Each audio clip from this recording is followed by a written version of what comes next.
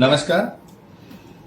मुंबई दक्षिण cyber police स्टेशनला 16 जून रोजी एक गुन्हा दाखल झाला होता. त्यामध्ये फिर्यादीच्या वरिष्ठाचा किंवा त्याच्या मालकाचा फोटो डीपीसाठी व्हॉट्सअप कॉलवर वापरून हा माझा एक नवीन नंबर आहे असा मेसेज पाठवला आणि त्यानंतर त्याला वेगवेगळ्या ठिकाणी पेमेंट करण्यासाठी सूचना देण्यात आल्या आणि त्या सूचना फॉलो करत त्यानं सुमारे 10,41,00,000चं ट्रान्झॅक्शन केलं होतं.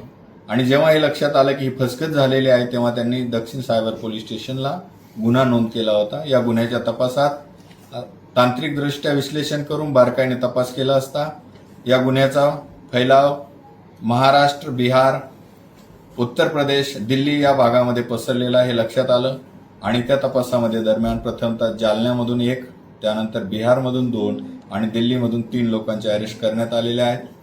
तपासाच्या दरम्यान आम्हाला सुमारे 5,63,00,000 रुपयापर्यंतची अमाऊंट वाचवता आलेली आहे आणि पुढचा तपास चालू आहे.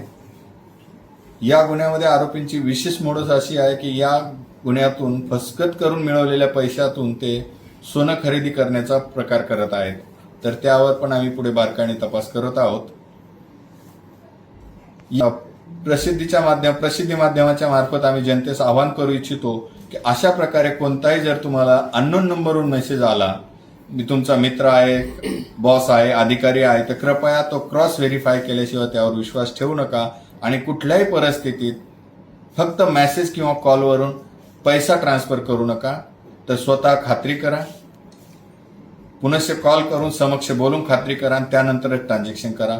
या उपरांतही कुठली अडचण आली तर तात्काळ 1930-1930ला फोन करा. टोल फ्री नंबर आहे. आपल्या समस्येला तात्काळ प्रतिसाद दिला जाईल. धन्यवाद.